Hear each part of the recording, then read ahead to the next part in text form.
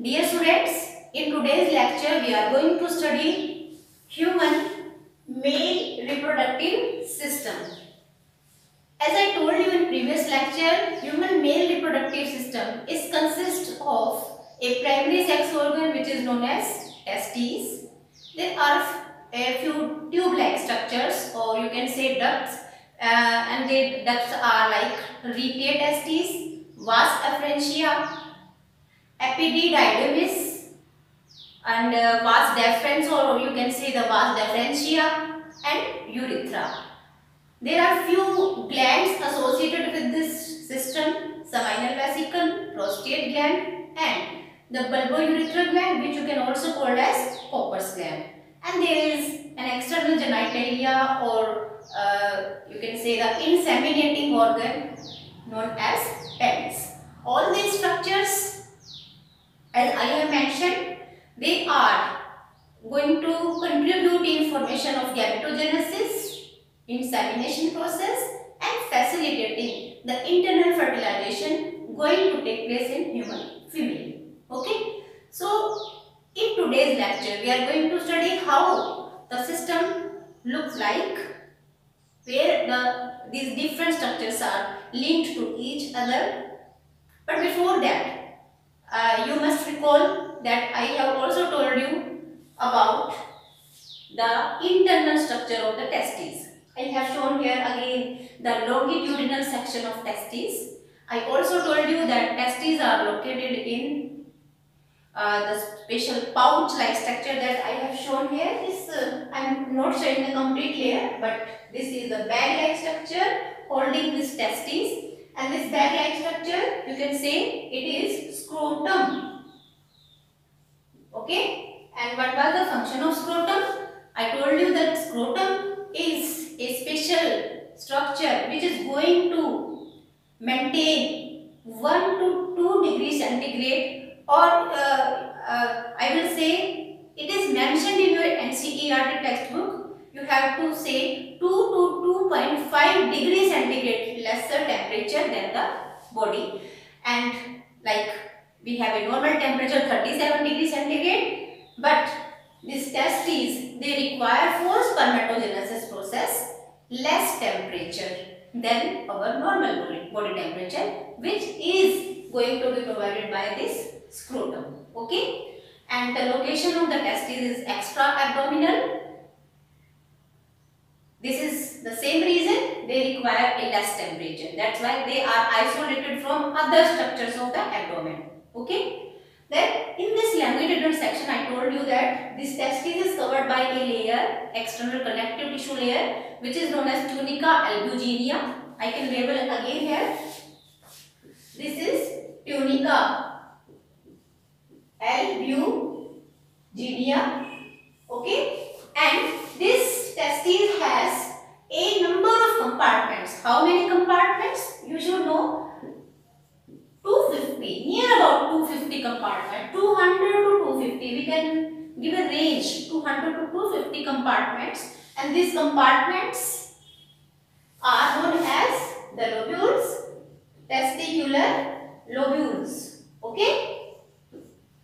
These testicular lobules, I have shown only 4 here because I have to enlarge the diagram, but you have to remind this that they are near about 200 to 250 compartments. Okay. This is the highest range. 250 is the highest range. These compartments, they have a highly coiled tube. Can you name this? This highly coiled tube is seminiferous tubule. Seminiferous tubule. And again, I should say these are not single tube. There are not single tubes in the compartment. They can also range from 1 to 3 per compartment, per lobule. Okay. So, but I have shown only single in each chamber in this diagram. So, these are the coiled tubes, seminiferous tubules. In previous lecture, I have shown only this, the diagram only up to this. Okay, the chambers were shown. This layer I have told you, and this coiled tube. Now, what is next to this coiled tube? Still we are inside the testes. This area here, up to this area I have marked. This is still we are covering in testes only. Now from each lobule, 250 compartments or 200 to 250 compartments. From each compartment, the tubes, the seminiferous tubule, it comes out and joined together to form a network of these tubules. You can see here, from each lobule, the tube is coming out and forming a network. Like how? Like this is a single tube, this is another tube emerging from the lobule, and then they are going to join like this. So this is a common duct formed by the tubes arising from the lobules of seminiferous tubule. Okay, so here the seminiferous tubules, they join together to form a network of tubules known as rete testes. I should label here rete testes. Okay, these rete testes are inside the testes. Now the rete testes, again they are going to join together to form again 19 to 20 tubes known as vas efferentia. These tubes, rete testes is going to join each other, forming again a network of tubes. And how many they can be like 20 or 25 like this. This is vas efferentia. These tubes. I am only going to show a few tubes here. Like if you are going to count this, they are only 4 in number. But this is only to enlarge the diagram to make you clear about this. But they are more than this. So you can label vas efferentia. Okay. And you can also see that I have shown here the boundary of testes. Here, this is the boundary of testes. Means the vas efferentia are leaving the testes now. The area before this vas efferentia, it is like seminiferous tubule and rete testes. It is lying inside the testes. This is in the internal view, but the vas efferentia is leaving the testes and again going to join together. All these tubes, 20 tubules, they are going to join together forming a single duct. देखिए, this is the single duct. Okay, this single duct is known as this highly coiled tube, convoluted. This is known as epididymis. Okay, epididymis. Vas efferentia, rete testes, all these you can see they are a tube-like structure, tubules. Now, this vas efferentia is, which is a highly coiled tube, it is now going to be at the base of the testes and then again moving in upward direction. And now you are going to name this tube as vas deferens. This is vas deferens. Okay. So here up to this we have studied that there is a primary sex organ testes. It is lying in the scrotum. From testes, starting from its inner side, there are a number of tubes or ducts which are in link with each other. Starting from the lobules, we have seminiferous tubule. Seminiferous tubules join together to form the rete testes. Rete testes will combine together to form the vas efferentia. Vas efferentia form a single tube which is known as epididymis. Okay, and then epididymis will lead to a this upgoing structure, upgoing tube-like structure, this I have only shown a small part of this. This is the vas deferens, or you can also call this vas deferentia. Okay. Now, what are other structures? I have to show here in this diagram. This is the full diagram of male reproductive system. So we have to link again here. This is the scrotum. This is scrotum, pouch-like structure. You can here call it the testes. Okay. And this is epididymis. Epididymis. Okay. Now, this tube that I have left here incomplete. This tube. This is the tube which is I am going to call as, I am highlighting it. This is the vas deferens. Are you clear? Now, this vas deferens, the long tube is going to, it is going in a upward direction and again making a curve. It is making a curve around a bag-like structure. You can see here below this, it is curving around a bag-like structure. This bag-like structure is the urinary bladder. Can I ask you where you have heard this structure? Urinary bladder? Yes, it is in the excretory system where the urine formation takes place, and function of this urinary bladder was to store the urine temporarily. Okay, but here we also have to show this diagram or this urinary bladder. We have to show in the male reproductive part of system also, because it has a connection with this reproductive system also. Okay, so this is the urinary bladder, and what I am saying that this vas deferens is going to coil around the bladder. Okay, now after curving at the end of this bladder, you can see that there is a special structure here. I have shown here a specialized structure. This is the seminal vesicle. The gland that I was telling you, seminal vesicle. Okay. Again, I will remind you that there are two seminal vesicles in human male. This is the side view.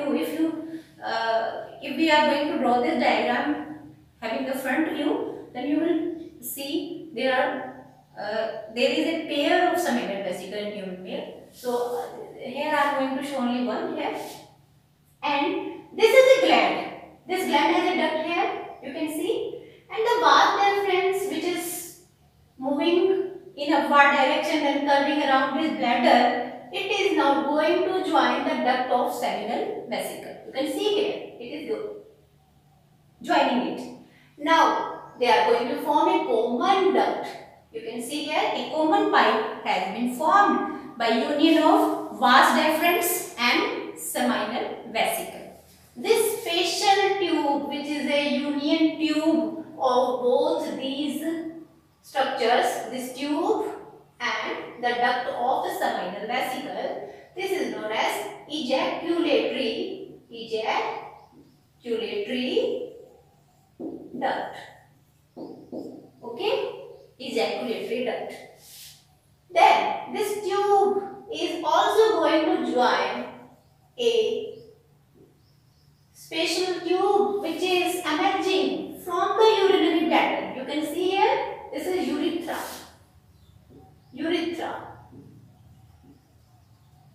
Both urethra and the ejaculatory duct are going to join each other, and then they will form a common tube here. This is the common tube. Okay, you can see it is joining the urethra and the ejaculatory duct, forming a common tube, urethra. This urethra is also known as the urinogenital tract. You can also call it the urinogenital tract, because urinogenital tract, because it is not only path to pass out the urine. You can see the urine will be collected here, and when the bladder will be filled up, then the urine will be passed out through this tube. But it is also act as a reproductive tract, because it is the only tube through which the sperms will come out. Okay, that's why it is a common structure, urinogenital tract. Urino and genital, both is a union of the urinary tract and the genital tract. That means it is serving as both a path to pass out the urine and also to pass out the semen or the sperms, the fluid that is holding the sperms. Okay. So this is urethra. Now, again, there are two structures that I have drawn here. This is seminal vesicle. There is another a round structure which is known as prostate gland. This is the prostate gland. Okay? And this prostate gland is only one in human male. Single prostate gland is there. Below this prostate gland, there is a small pea-sized structures, paired structures. Again, they are the third type of gland in human reproductive system. These two structures, they are known as Cooper's gland. Here this is the Cooper's gland. Or what was its another name? It was also known as bulbourethral gland. Okay. And then in the last, you can see this urethra is the central tube, which is lying in a special organ which you are going to name as the penis. This is penis, the external genitalia. Okay, and this external genitalia, the penis, it has a sensitive tip. It has a sensitive tip which is known as glans penis. Okay, and this glans penis, the tip is covered by a fold of skin that I have shown with the red color. This is a fold of skin over the glans penis. It is known as the foreskin. Foreskin. And there is an aperture opening of urethra which is known as urethral meatus. Okay, so this is the male reproductive system. Again recall, where is the primary sex organ? This is the primary sex organ. Testes. It is present in a bag-like structure, scrotum. This testes will lead to a number of tube-like structure like reed testes, vasa frantia, and then epididymis. And then epididymis, which is lying outside the testes, it is going to join a single tube, vas deferens, which is curving around a structure which is urinary bladder, and then it is joining the seminal vesicle duct. The seminal vesicle will, the duct of seminal vesicle and the vas deferens will commonly form a tube, ejaculatory duct. They will join the urethra, and the urethra, it will move along a special structure known as external genitalia of the penis, and it is also having this system is also having prostate gland, a pair of Cooper's gland. So this is the reproductive system of human male. What are different functions of the structures associated with system we will discuss in the next lecture. A brief description will be given there. But what is now I am going to tell you that in previous lecture I told you that the seminiferous tubule, they have, if we are going to cut the section of this testis, then you are going to see the sections of the seminiferous tubule. You will also see the lobules there, and there are three types of cells that I told you: germ cells, Sertoli cells, and the Leydig cells. Again, I have shown here the diagram. You can be asked to draw the diagram of TS of testes. So, how we have to draw the diagram? What special structures we are going to see if we cut the section of transverse section of this testes. So, this is the microscopic view. Now, I am going to erase this so that we can have a clear look. I am erasing this reproductive system. So, again, let's have a single lobule. Okay, this is the single lobule of compartment of the testes. Okay, and in this compartment, I told you there is a convoluted tube, highly coiled tube, which was known as seminiferous tubule. Seminiferous tubule, and how many seminiferous tubule can be present? 1 to 3 seminiferous tubule per compartment.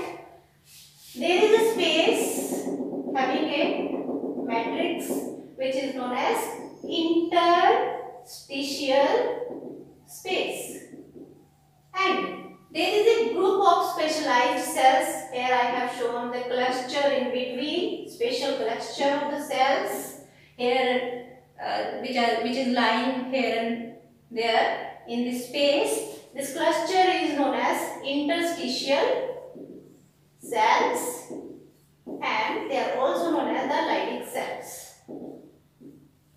Okay, this I had told you in the previous lecture. But if we are going to draw the detailed diagram of this TS of ovary, then what we are going to observe under the microscope that I have drawn here. Say we are going to cut this section here.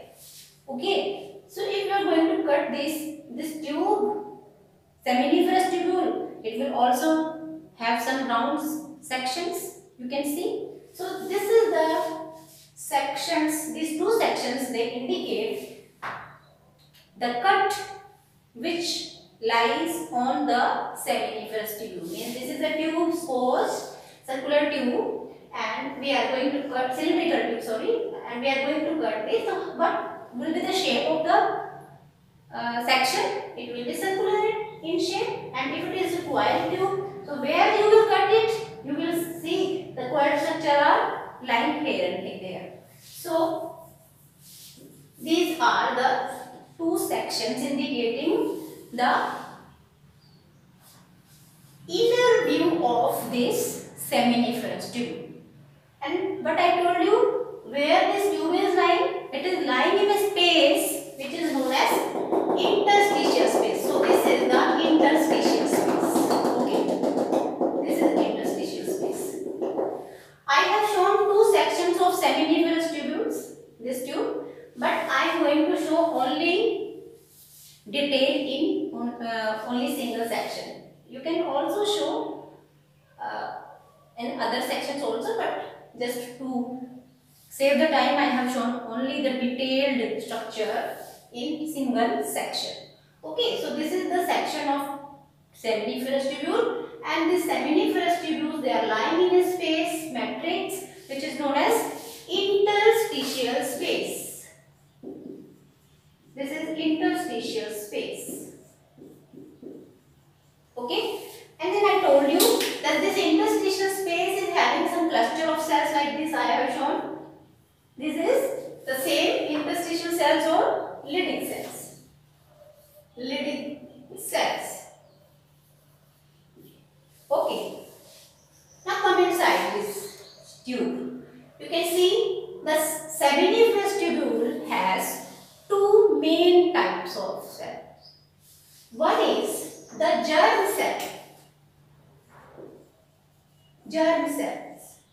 So this black outline of cells, it is considered as the male germ cell or the germinal epithelium.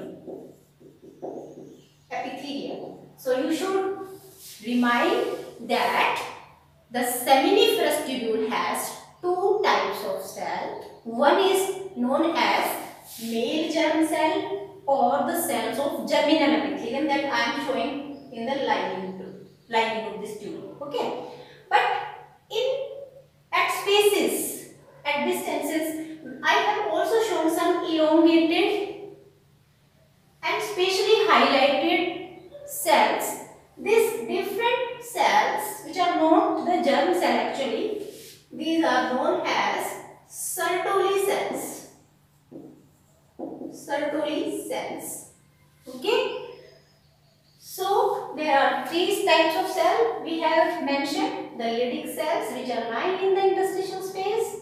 There are germ cells which are present in this tube, and in this tube also another type of cells which are known as Sertoli cells, or you are also going to call them the nurse cell. Now this is the TS of transverse section of testes. And now a quick review. What are the different functions of these cells present in this testicular lobule? Because I have told you them, the function I have told you in previous lecture also, but again let's recall. So function of the germ cell is going to be to form sperm. The sperms are going to form because of the germ cells. You can also see that inside this tube, section of tube, this germinal epithelium, along with this germinal epithelium cell, I have shown a number of cells also. Actually, these are showing the different stages of sperm formation that we have to read in further lectures. But you can also show a number of cells which are cutting off from this epithelium. So this is epithelium. These are the other cells like primary spermatocyte, secondary spermatocyte. Okay, we haven't read them yet. And then in the center you can see these are the tailed structure. You should know that these are, which are lying in the center of this tube, these are actually the sperms, the gametes, spermatozoa. How they are going to form, we will study them later. But here, the germinal epithelium, Sertoli cell. So the germ cell is going to form the sperm, or the spermatogenesis process will take place in germ cells. Okay, this is the first type of cell. Second type of cell is Sertoli cells. Sertoli cells or the nurse cells. Nurse cell will going to provide the nutrition to developing sperms, or you can call that during spermatogenesis, for maturation, for development of sperm, there will be requirement of nourishment or nutrients that will be provided by the Sertoli cells. And third type of cell which is present in testes is the Leydig cells, or you can also call them the interstitial cells because they are lying in interstitial space. These interstitial cells, all Leydig cells, they are going to release the male sex hormone, which is, can you name it? The male sex hormone, example of male sex hormone is testosterone. Testosterone. So this was a quick review of all these structures associated with human male reproductive system, and I hope you will try to draw the diagrams, all these three diagrams. You have to draw the diagram of the longitudinal section of testes, the male reproductive system, complete male reproductive system diagram, and the label diagram of transverse section of testes. So far, these three diagrams we should know how to draw and how to label. And along with this, we should also know what are different functions of different types of structures associated with this reproductive system. Okay, so I hope this is clear to you.